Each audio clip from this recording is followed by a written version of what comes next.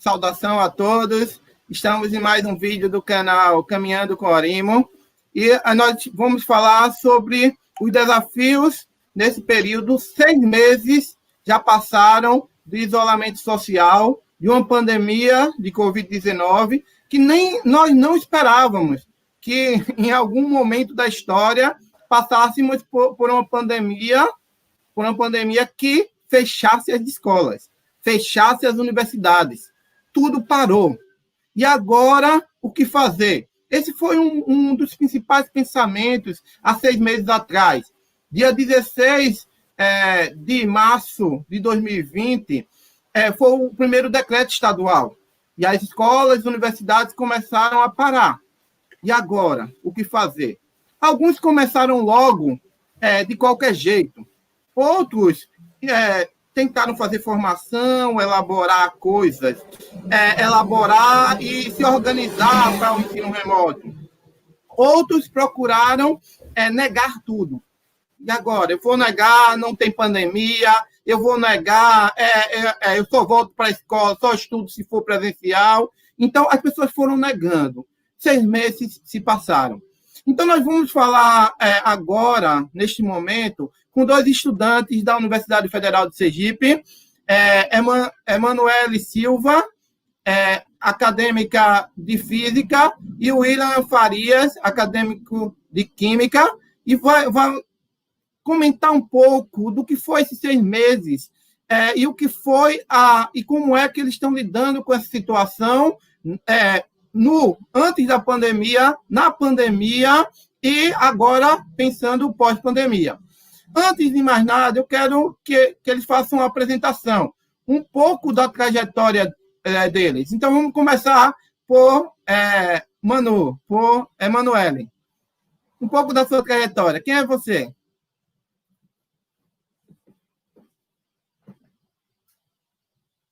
Tem que ligar o áudio.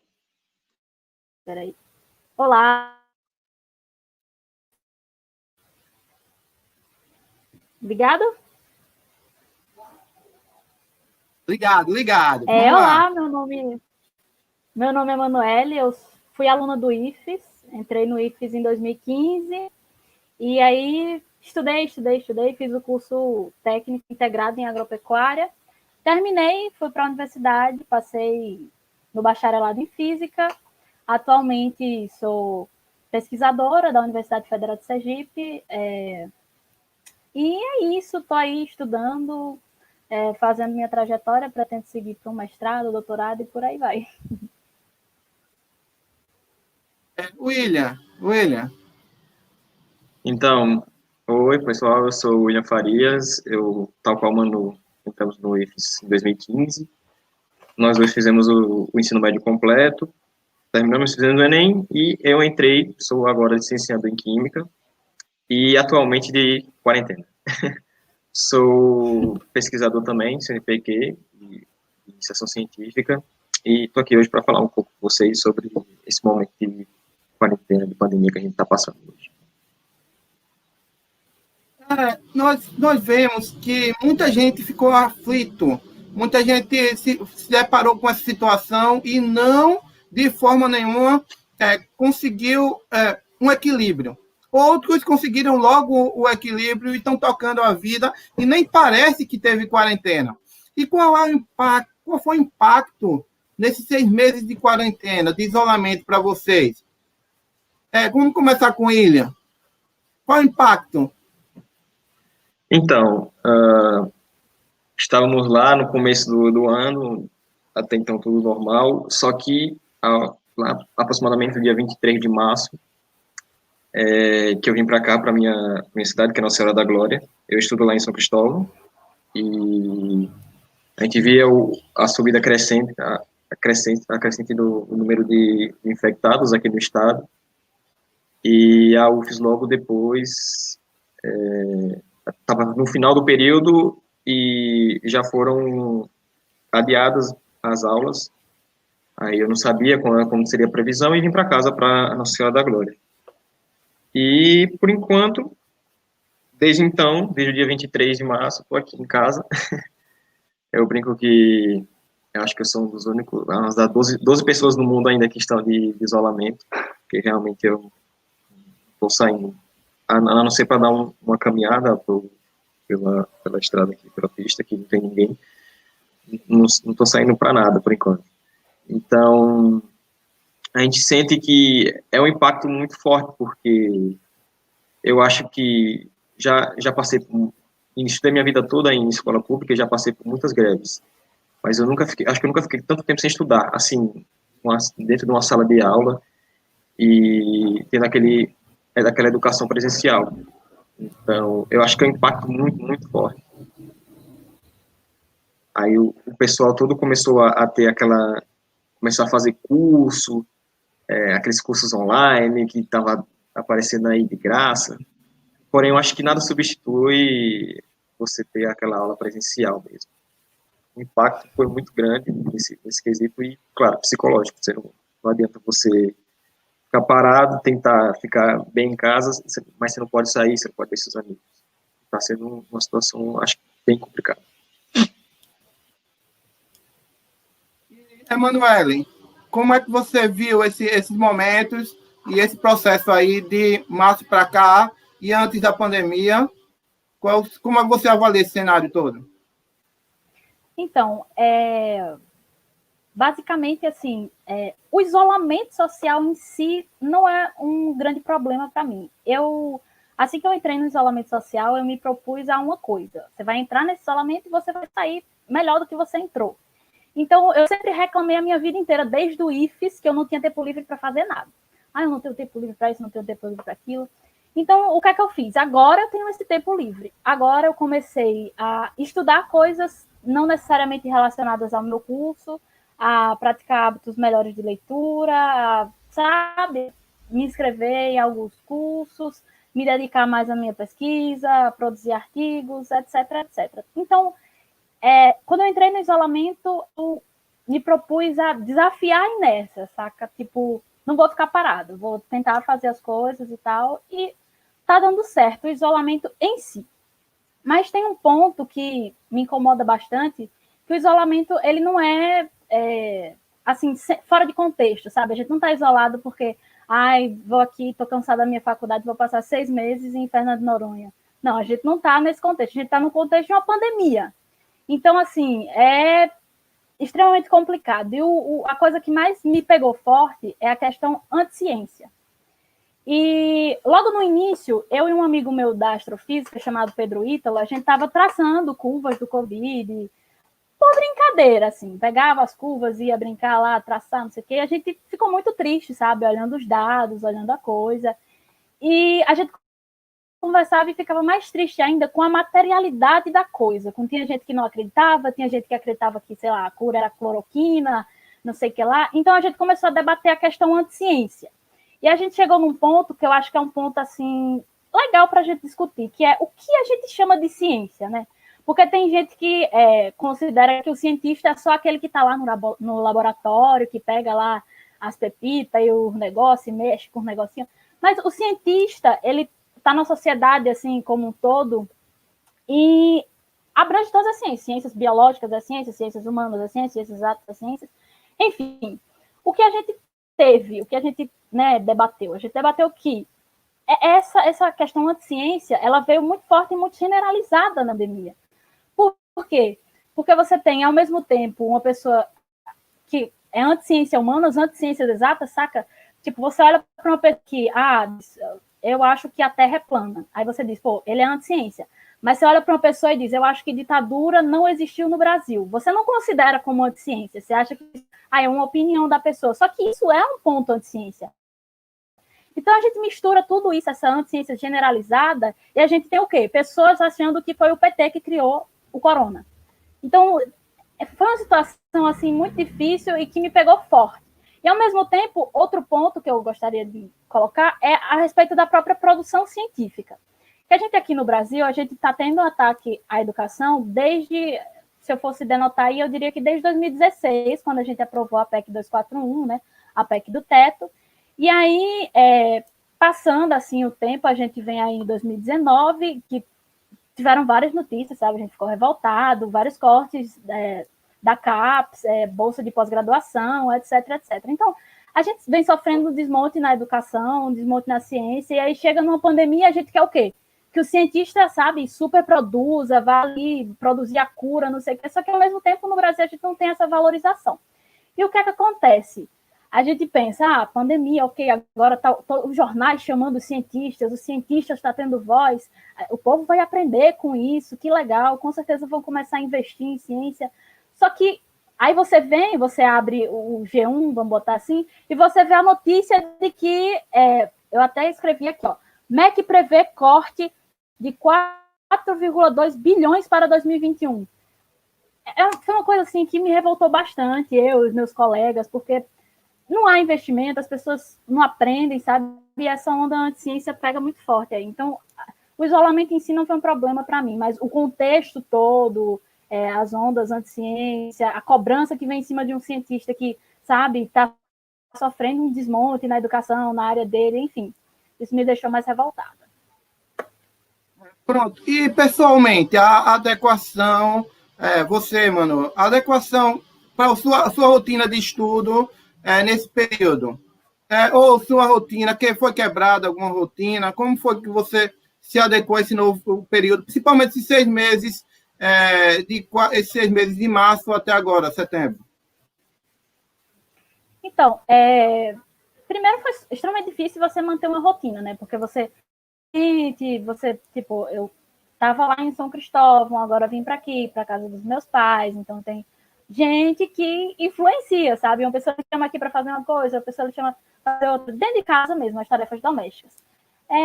Mas a questão é você colocar horários e principalmente ter uma coisa assim fixa, sabe? Você faz uma tabela no Excel e colocar coisas que sejam capazes de você cumprir. Você está de quarentena, está um negócio, um contexto que já está pesado. Então, o que é que acontece? Você vai pegar ali e colocar uma coisa que seja possível, que esteja dentro desse contexto. Então, você começa a estudar, sei lá, 4 horas por dia. Eu comecei assim, 4 horas por dia. Eu colocava período da tarde, que era o meu melhor período, e montei uma tabela e hoje em dia eu consigo cumprir melhor. Mas no início da quarentena foi difícil manter a rotina. Mas é isso, montar uma tabela no Excel ajuda, enfim, anotar no papelzinho. De tarde eu estudo, de noite eu assisto um filme, tá? Que eu sempre tá maneirando aí na coisa. A gente está avaliando os impactos, vocês já falaram sobre os impactos do isolamento na vida de vocês e na rotina de estudo.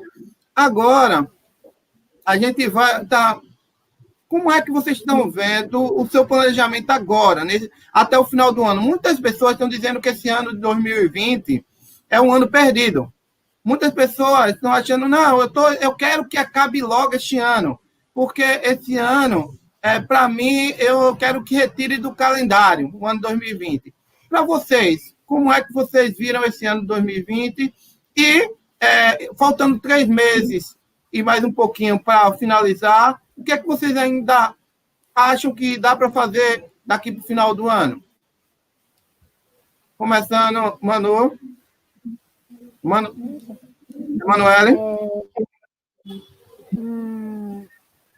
Então, não é assim exatamente um ano perdido, porque não é porque você tem tempo livre que esse tempo você não vai fazer alguma coisa com ele, né? Então, você pode usar, enfim, para estudar, vai do que seja útil para você, do que você considere como útil, como algo que você, sabe, que vale melhorar como pessoa, como profissão, enfim, você define aí suas coisas e faz seu planejamento. Nos próximos 3 meses, assim como foram esses meses que passou, é importante delimitar, vamos botar assim, metas para ser cumprida. Então, eu, por exemplo, pretendo nos próximos 3 meses, eu estava falando com o meu orientador de pesquisa, a gente pretende fazer um artigo para publicar numa revista. Então, isso já vai para o meu planejamento. Outra coisa que eu quero fazer é reforçar um pouco as disciplinas que eu não peguei bem, porque a faculdade é um tempo muito imprensado, então não tem muito tempo para você absorver direito o conteúdo. E agora eu tenho esse tempo mais livre. Então, você, sabe, saber usar esse tempo, colocar onde eu quero chegar, né? E aí você anota isso e você faz o possível, você estabelece uma rotina em volta dessa sua coisa. Os próximos 3 meses também vai ser meio complicado e vai mudar um pouco, porque as aulas vão voltar, as aulas da universidade. E aí, né, tá sempre se adaptando ali e, novamente, montar uma rotina em casa, porque em casa é muito fácil você se deixar, sabe, levar por qualquer coisa, você tem muita distração, enfim. É você montar uma rotina possível, sempre esteja dentro do contexto e tal, que você esteja avaliando o seu psicológico, tudo. Possível e que dê para cumprir, sabe? Você anotar suas metas e seguir em volta delas. É isso, eu acho. E você, William? Para você, esses 3 meses, como você está planejando? Então, se essa história de o 2020 é um ano perdido, eu acho que não, eu acho que é um ano diferente. Um ano que a gente teve que se adaptar ao que aconteceu. E se a quantidade de vezes que a Terra gira em torno do Sol influenciasse alguma pandemia, a gente não teria várias pandemias que a gente teve no passado ainda. Mas eu acho que nesse tempo que aqui de isolamento, assim, realmente ter um foco de estudo está sendo realmente um desafio. Porque eu gosto de trabalhar com metas. Então, eu tenho que colocar, no meu caso, quando eu estava normalmente lá na UFES, minha meta era passar da disciplina. Minha meta é estudar aquele assunto para minha pesquisa. Minha meta é conseguir fazer aquele experimento. Minha meta é conseguir ter aquele resultado com o programa. Então, tá muito difícil para eu fazer minhas metas aqui, isolado. Às vezes eu não me sinto animado, às vezes eu não consigo fazer. Para mim, realmente está sendo um pouco complicado. Minha pesquisa, eu trabalho com química, no caso é química computacional. Então dá para fazer boa parte dela aqui em casa mesmo. Só que agora eu tinha terminado ela antes, e agora está começando uma nova pesquisa que estou esperando eles consertarem o computador lá da UFES para começar já a fazer. E nesse caso eu consigo fazer aqui, porém eu também eu trabalho, sou voluntário em um outro laboratório lá na UFES, e aí eu não tenho nenhum contato com eles, e tenho saudade de estar lá trabalhando, fazendo minhas coisas, mexendo realmente na química, mas de maneira empírica. Então, a perspectiva para esses últimos 3 meses é realmente voltar às aulas online. Eu acho que realmente vai ser algo muito complicado essa volta à aula, porque a gente viu que nem todo mundo tem esse acesso à internet. E mesmo que com esse auxílio que a UFES vai dar para as pessoas que não têm esse acesso, não têm um equipamento, eu creio que ainda não será suficiente no sentido de que a conexão da internet, ela é muito, muito, muito, muito, muito importante para você ter esse acesso mais direto com as aulas. Então, o que eu espero realmente, eu não sei o que vai ser dessas aulas online, não sei como vai ser essas capacitações dos professores. Na minha mente, o que seria a aula que seria boa vai ficar ruim, a aula que seria ruim será pior, mas vamos esperar para ver o que vai acontecer. Porque realmente eu sinto que a presença do docente, do discente, no mesmo lugar, no local físico, é importantíssima. É importantíssima e acho que não adianta. A gente tá vivendo esse momento, a gente tem que se adaptar a esse momento, está tentando se adaptar a esse momento, mas acho que a gente vai perder muito com isso. Mas é aquela coisa, pelo menos se tiver pessoas como eu, que precisam de metas para você conseguir fazer algumas coisas, você precisa de incentivo para fazer algumas coisas, pode ser de ajuda mesmo.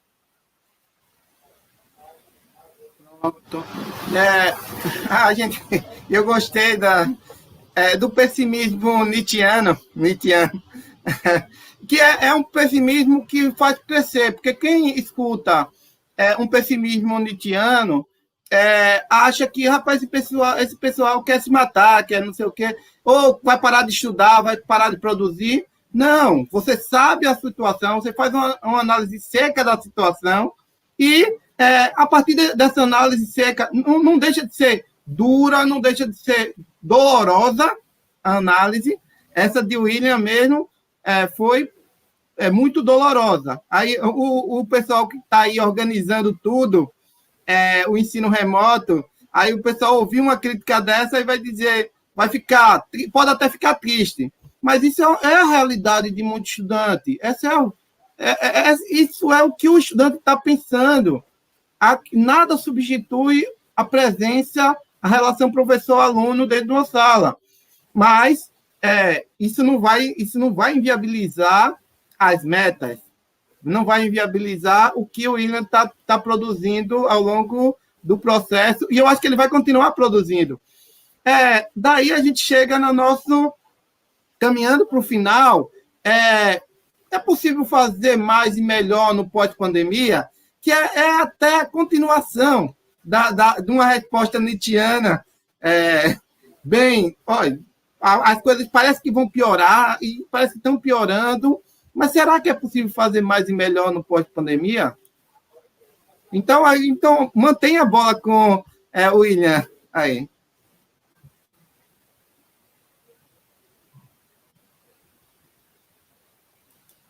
Então, o Orimo foi, acho que, assertivo mesmo nesse pessimismo nietzschiano, mas eu acho que eufemismo também, às vezes, não leva a lugar nenhum. Acho que uma autocrítica que pareça, mesmo assim, ser pessimista, acho que às vezes é válida, assim. Sim, eu acho que é possível fazer mais e melhor pós-pandemia. Mas, realmente, eu levo na cabeça que não tem como ter certeza. E eu acho que só a prática vai dizer como é que a gente vai ficar, como é que vai ser após pandemia. A gente não pode dizer que esse período de pandemia foi simplesmente um descanso, porque eu conheço pessoas que perderam parentes, eu conheço pessoas que estão assustadas, eu conheço pessoas que estão depressivas, porque não é simplesmente uma pausa, porque você não pode sair, assim, em tese você não deveria, né? Mas você não pode sair, você não pode se juntar com seus amigos, então eu acho que não deve encarar como se fosse uma pausa.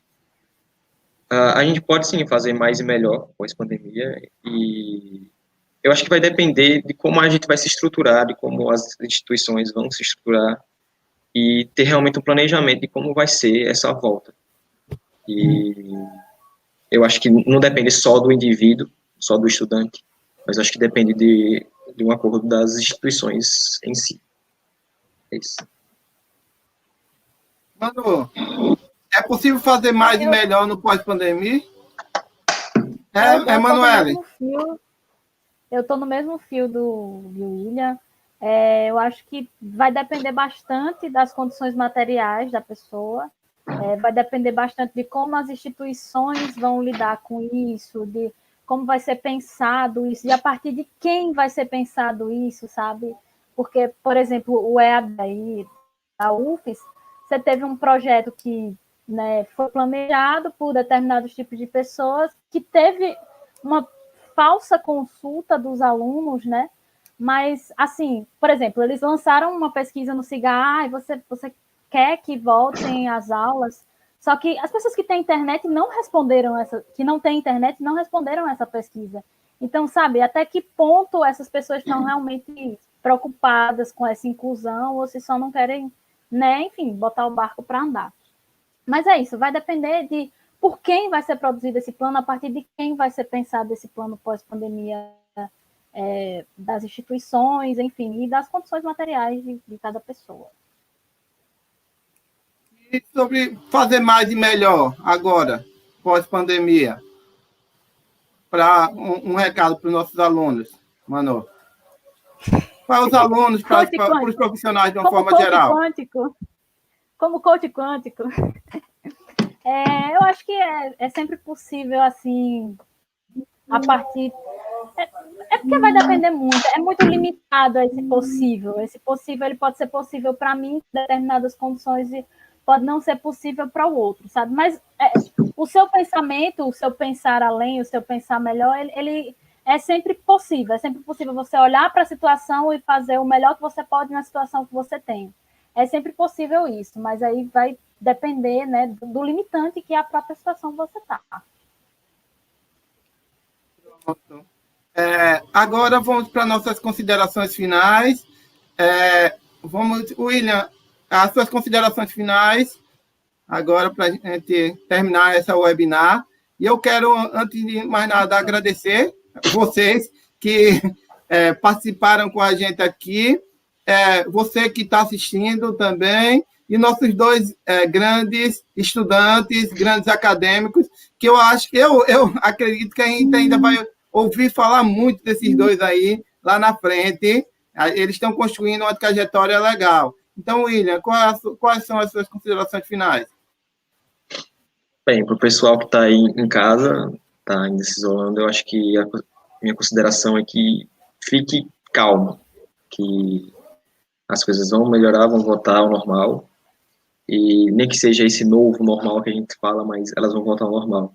É uma questão de tempo, a gente já passou por isso várias vezes na humanidade, e essa não vai ser a primeira, nem vai ser a última. Então, o que a gente tem é que manter a calma, e que esse período seja, no mínimo, construtivo, nem que seja no sentido de produção ou no sentido de experiência mesmo.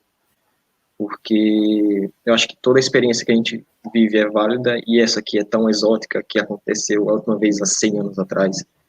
Então, eu acho que toda a nossa vivência é uma experiência, e eu só quero dizer que tenha calma, e o que você conseguir produzir, já que a gente está numa sociedade que demanda esses resultados, mas o que você produzir, se orgulhe disso, e se você não conseguir produzir, também se orgulhe, porque pelo menos, se você tiver na cabeça que você está tentando, já é o suficiente. E aí, Manu, seu recado, suas considerações finais, Emanuele? Vai no mesmo fio de William, assim, calma, mantenha calma, vai passar. Escutem os cientistas, é importante. E é isso. Não é uma coisa que acontece pela primeira vez, mas assim, é uma experiência para a gente, no caso, sabe? E a gente tem que levar, né, como uma coisa que você está ali e que está ali construindo aquilo. Né? Você vai ter história para contar, você passou por uma pandemia, entendeu? Então, é isso. Produzir na medida do possível, o que você conseguir se orgulho disso. O William, acho que conseguiu passar o que eu também gostaria, é isso.